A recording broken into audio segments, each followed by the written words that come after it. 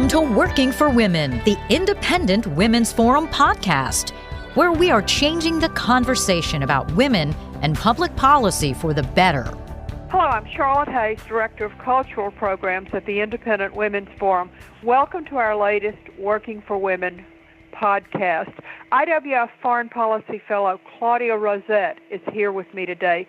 Claudia's new book, What to Do About the UN, is just out, and it's hot. It's out from Encounter Broadsides. It's a daring book. Claudia, let's just cut to the chase. Does the UN do more harm or more good? On balance, it does more harm, at least to the free world, the United States and our allies. And in contrast to the picture that the UN presents and the promises that its charter makes, which are, if you envision a more peaceful world, a parliament of man, all these wonderful fluttering flags, on balance, the UN is actually a gift to the tyrannies of the world and a corrosive and expanding influence on the parts of the world that are genuinely free, which tend not to actually promote war and go to war with each other, but try to defend themselves. And the UN is actually an organizing framework for what very often, and certainly on balance, amounts to an assault on all that. How did this happen, Claudia? Because I imagine the UN was born out of idealism. Yeah, although it was an idealism that, of course, included Stalin at the time. It was born at the end of World War II, sort of on the top of the ashes of the failed League of Nations. And the vision was that all the nations of the world would sit down together and hash out their differences, thus avoiding another world conflagration, and preferably war generally. The problem is that it was designed with that great vision. It was designed as an enormous collective of governments. And at the very beginning, it looked as if the U.S., the UK, the victors in World War II could steer this. Now, of course, one of the major victors was Stalin's Soviet Union. So from the beginning, you had an influence in there that was not actually about harmony and peace. Stalin was a terrible dictator who killed enormous numbers of his own people. And the Soviet Union was not a force for happiness and peace in the world unless you consider the peace of the grave. So from the beginning, that was incorporated as a major element. The Soviet Union sat there with a veto in the Security Council, which Russia has now inherited. So the vision sounded just wonderful. The practice from the beginning was much corrupted. But a lot of people say, okay, the UN's not perfect, but it's all we've got. How do you reply to this argument, Claudia? Okay, that's what my broadside tries to address, is if the UN, my argument being, if the UN is imperfect, is all we've got, then it's time to devise something else, because what we've got is a corrosive influence on the sort of better developments, free societies of the world, and is also constantly expanding. One of the things that the UN does, like any government organization, and this is a collective of governments, is it keeps extending its reach, expanding its influence, and using more and more of your tax dollars while it does it, because one of the things that the founders arranged for was this constant inflow of money, especially from the United States, which pays for about a quarter of it. And the problem here is just how imperfect is this. You'll read in the newspaper about one UN scandal after another. They tend to break quite often.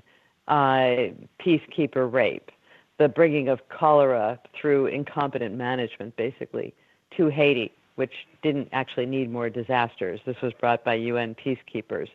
The fact that the scandals are numerous, Charlotte, but for instance, that a recent former head of the UN General Assembly was found dead in his home last year after he was charged in a U.S. federal court with a corruption scheme, a kickback deal, using his position as head of the General Assembly to basically franchise the UN, use the UN reputation to help somebody's ventures in Macau. There are big scandals. The oil for food scandal, which was this colossal money laundering scandal involving everything from Saddam Hussein sending funds to Palestinian suicide bombers to targeting for bribes and bribing high-ranking officials in governments that sat in the Security Council, to simply the UN's role in laundering enormous amounts of money around the world for Baghdad, which enriched Saddam Hussein, while the UN told us that this was all going to sick children, hungry children. It was all going for humanitarian relief. The Cash for Kim scandal, which involved the UN basically using its immunities to help North Korea's tyrant, then Kim Jong-il, father of the current dictator, bring dual-use items into the country. Those would be things that can be used for weapons technology. The UN gave millions of dollars to the North Korean government. All of this, again, under the label of helping people, of humanitarian works. And the list goes on and on. But as you read these scandals, you think people will then very often say, gee, that doesn't sound good. We need to fix this. The problem is that's essentially what the UN is configured to do. It produces these things because it's made, in some ways, to be both corrupt and morally bankrupt. And when you look at the design, what you see is you can try to fix them one after another, but you can't really fix this United Nations. It's not a democracy as we understand it, okay? When you read about the UN, it sounds like a democracy sort of like us. They take votes. They have a secretary general who sounds like the president. They have a general assembly, which sounds like the legislature. They have a security council, which is one of the major authorities. That sounds, I don't know, maybe sort of like the Supreme Court. It's not. This is a place where most of the members are not fully accountable to the people they represent, they claim to represent, where you have, for instance, a seat for China. That doesn't represent the people of China. That's not that the government of China isn't really elected by them. It's a decaying communist party that's been in power there since 1949. North Korea has a seat. That's not because it doesn't give the people of North Korea a voice at the UN. It gives the regime of Kim Jong-un a voice at the UN. And so it goes. And if you actually look at the numbers, the majority of countries there are not free countries. So you have a setup in which the worst elements of government around the world get a substantial voice within the framework of the UN.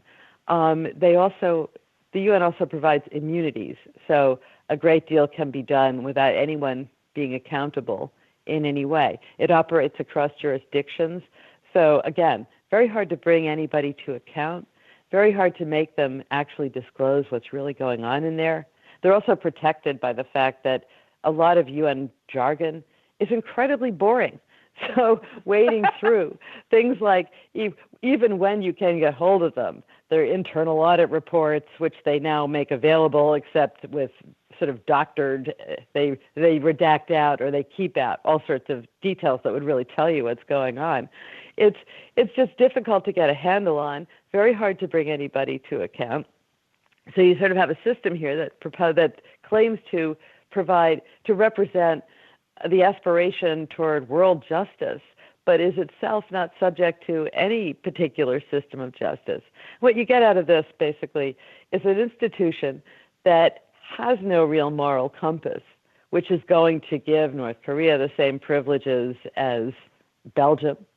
And we see that actually in practice in a lot of what it does, isn't really accountable, and yet sort of occupies effectively this monopoly position as the institution that's supposed to help create a better world, on which it spends a lot of our money basically putting out propaganda, telling everybody what a great job it's doing. And again, where around the world is the precise set of actors who is going to call them out and say, wait a minute, that's not what you're actually delivering. So you have a design here that actually makes it very hard to not just get this under control or fix it, but stop it from doing whatever it really is going to do. And it isn't really accountable to the people it claims to serve. It's a great, in brief, it's a great big club of governments. And if you think our own government, which is actually a Democrat, a democratic government governing one of the freest countries in the world, if you think we have problems with our government, okay, now look at the UN, a club of governments, which includes not only ours, but 192 others. There are 193 member states at the UN, many of which don't account to their own people at all. So you have a real problem here for what can you actually do? How do you reform this? And it's, again, the argument I've laid out is basically you cannot reform this. It is like trying to reform George Orwell's Animal Farm. You've got to do something else. I'm going to get to that, but before we do, I just want to establish something. Claudia, what does the UN cost the United States? What do we give these folks every year? Many billions. It's actually a little hard to get a handle on because it doesn't just come from the State Department. And very often you'll hear debates over the amount that were assessed for dues. That's dues for the General Assembly. It's a tiny fraction of the entire UN system. Right now, the UN itself reports that for its entire system, the General Assembly plus its agencies and so on, it spends upwards of $40 billion a year. That's a lot of money, $40 billion, okay? Those are the revenues it brings in, but that's a pretty good idea of what it spends. The UN doesn't really manufacture things, okay? So it's a good proxy. Of that, the U.S. probably contributes roughly 1/4. The numbers would suggest a little bit less, but what the UN itself reports is, and this roughly tallies with what you can glean from the U.S., is about $10 billion a year. Okay, 10 Wow. billion with a B. That's a lot of money, and it's important to remember that might sound like an error term at this point in our staggering budget, but it's money that goes for use by governments around the world. Okay, it's filtered through this club of governments. So there's enormous leverage to whatever this money does, not necessarily for the good, not necessarily for feeding hungry children, but for promoting very questionable programs, for supporting envoys whose work does not actually promote peace, for supporting peacekeeping missions that don't actually keep peace. And this amount has been rising year after year. 10 billion is substantially more than, let's see, back around 2011, it was 7 billion. Okay, it has soared. It soared under President Obama from everything we can tell, and it rose under President Bush before him. It just keeps rising. So we pay for roughly 20 to 25% of the system. We pay 22% of the annual dues to the General Assembly. The U.S. is the biggest single contributor to the United Nations, and that's something we really need to rethink and I think stop. Well, Claudia, how feasible is that? You said that the UN pretty much can't be reformed, and yet a lot of people regard it as it's a sacred cow for a lot of people. And if you talk about abolishing it, they're going to be up in arms. Oh, it's an idealistic institution. How really feasible is it that we could abolish this institution? Very hard, okay? Daunting, difficult. And again, the argument I'm making is that it is daunting. It is difficult. It's hard to see how to do. At the same time, it's also daunting to think that you have an institution entrenched in the middle of world politics as the leading world body that actually is, on balance, malign toward the interests of the free world, the interests it was supposed to promote, that actually often helps to stir up trouble or keeps it festering until it gets really big. Let me give you two quick examples. Iran and North Korea. Iran with a nuclear deal that's not going to stop its nuclear bomb program, and North Korea, which is testing nuclear bombs and now threatening to test ballistic missiles weekly. Okay, the UN has been sanctioning both of those countries and since 2006. Well, with Iran, it now has a nuclear deal enshrined under the UN where the sanctions from the UN are gone. But this is all on some promise that Iran is going to leave alone its nuclear bomb program. That doesn't explain why it's still testing ballistic missiles. By the way, ignoring the UN call in that same resolution to stop. With North Korea, it clearly hasn't done anything. North Korea has continued. Okay, we have a setup here where something else has to happen.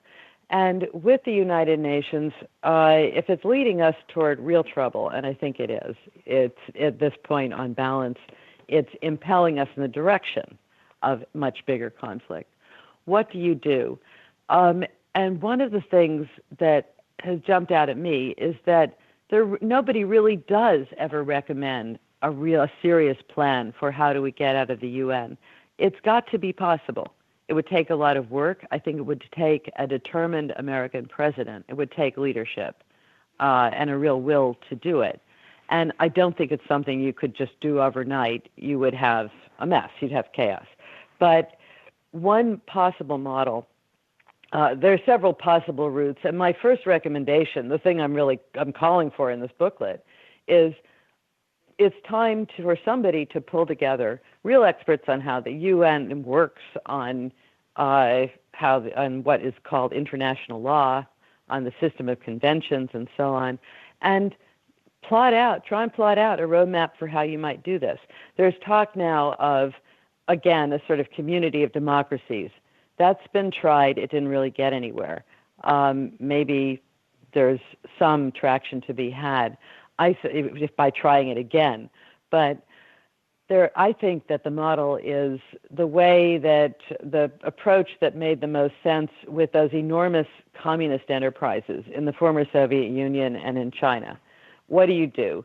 It's virtually impossible to just dismantle them. They're too plugged into every aspect of a dysfunctional system, and they play too big a part in the lives of their employees. It's very hard to just shutter them overnight. You're going to deliver a tremendous shock to the system. Well, the best solution was let competition grow up around them. Give others the chance to do something that offers a competing service. Thus, going back to the question, if it's imperfect but all we've got, well, what is it that we can devise? I think, let me set out the principle first. The essence of freedom, real modern progress, the things that we really value, I think, in the United States, and I'm talking about U.S. interests here, depend on competition. Democracy is basically a system of competitive political interests and factions and voices, right? Not a single party at the top. Markets, again, depend on competition. We benefit tremendously when there are alternatives. So here, I think the way we could address this, and it would be a way to begin to draw away from the UN, would be ask what are the real functions that the UN is supposed to handle that we need, and look for ways to set up coalitions, sort of like NATO during the Cold War, that go around the UN, that actually are driven by a mission, not necessarily by the ideal of world peace, which I think is very dangerous. I prefer to substitute there the ideal of life, liberty, and the pursuit of happiness, which leaves you room to defend the free world, versus world peace, which is sort of morally neutral.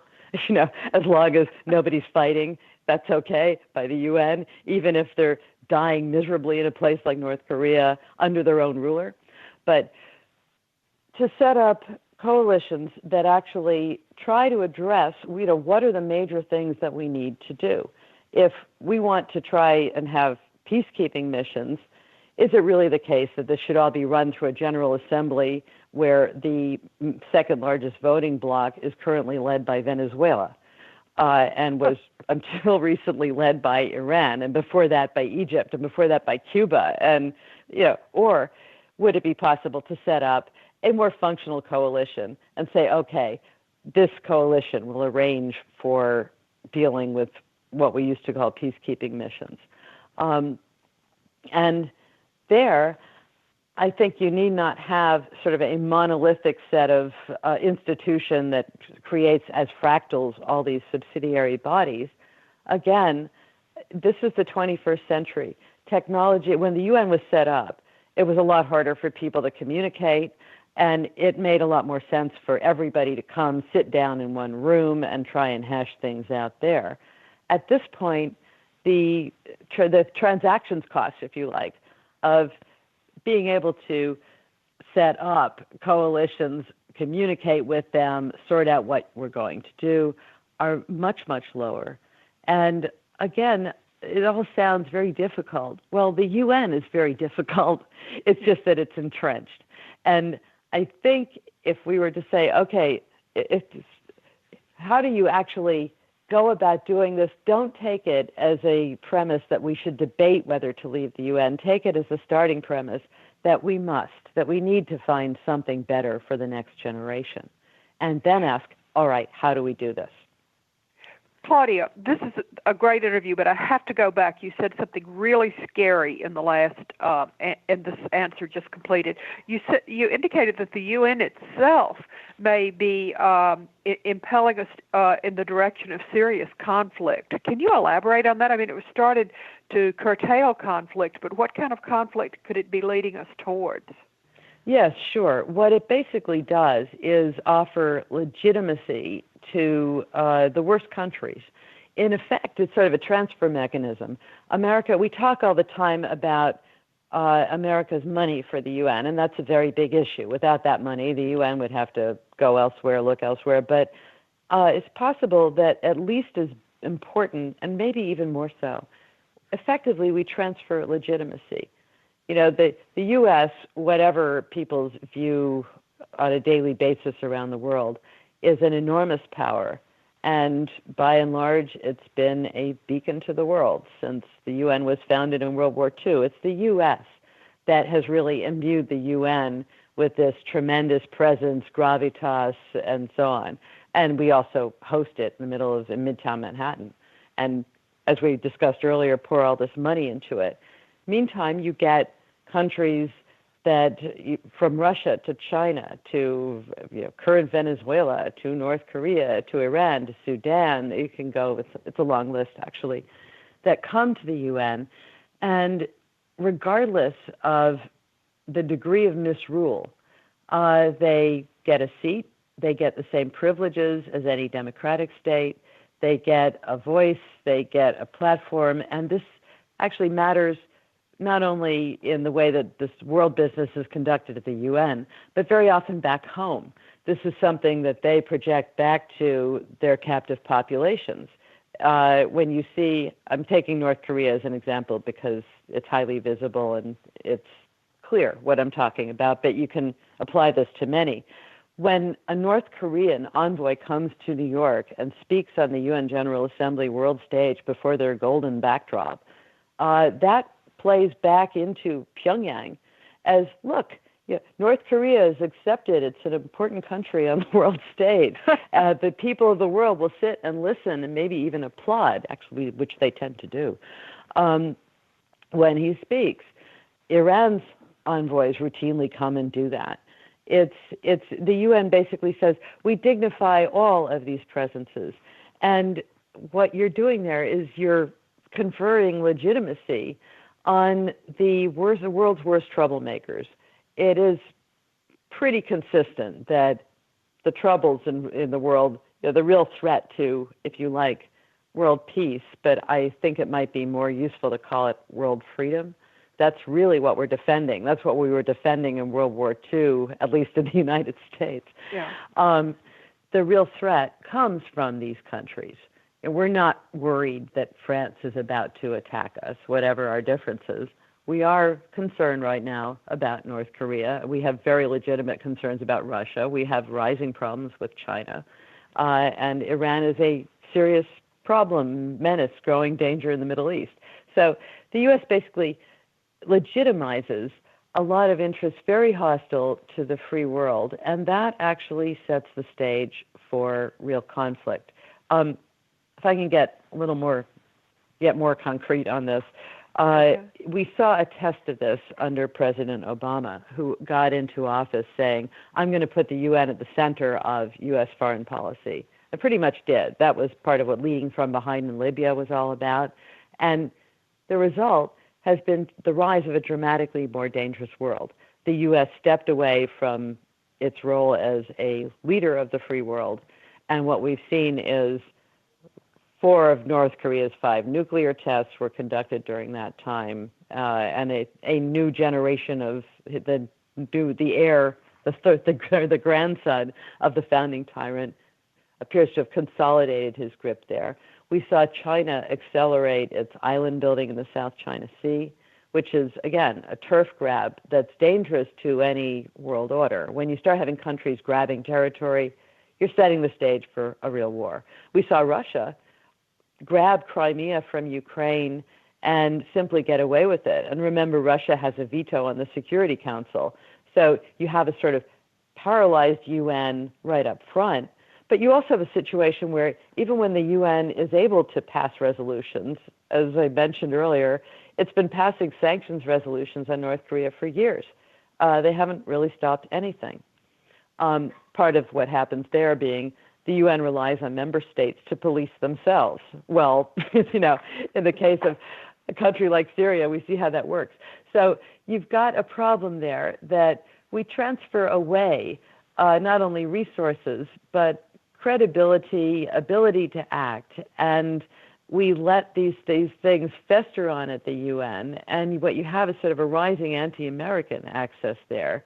The obsessive focus at the UN on the democratic state of Israel stirs constant trouble in the Middle East.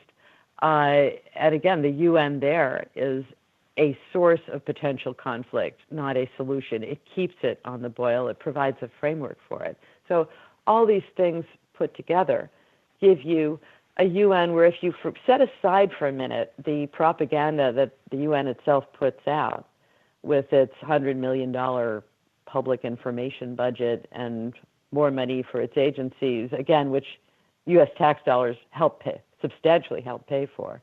And you have an organization that in many ways gives a much more prominent role and set of levers to the world's worst actors, and at the same time provides American governments with a way to kick the can down the road. That's how you get what's going on now with North Korea. Nobody wants to solve it. They take it to the UN, where it doesn't get solved, and it emerges even worse. Wait for it.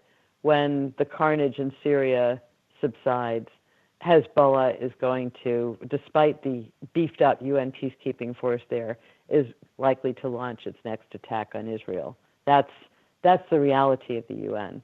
And that's one of the things that I think we need to put together, that picture.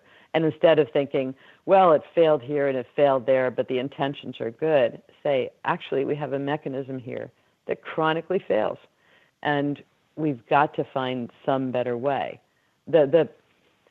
One more note on that. There's a temptation to credit the UN that since the founding of the UN in 1945, there's been no next world war.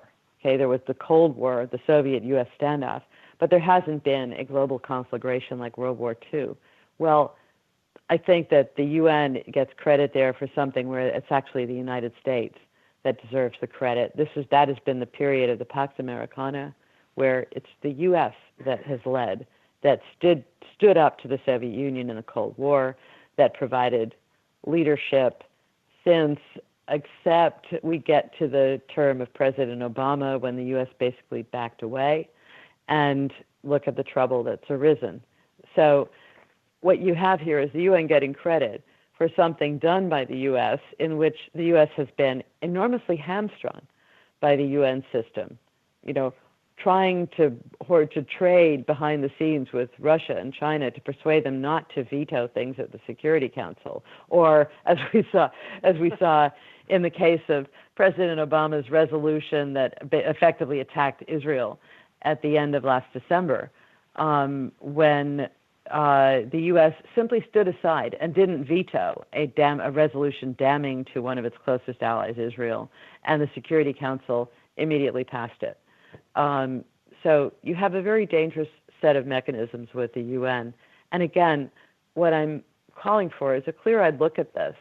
And with the question of, all right, instead of just saying, saying rhetorically, we need to stop this, could we please begin the real serious debate about how do we invent, devise, create something better for the 21st century? Probably not another monolithic institution, but a set of more agile coalitions that are actually not driven by the sort of the malleable, unclear, and morally neutral or empty notion of world peace, but are driven instead by actual U.S. interests, the free world. What is it that we need? Claudia, this has been fascinating. I need to ask you one more thing. This has been a great conversation, as I knew it would be.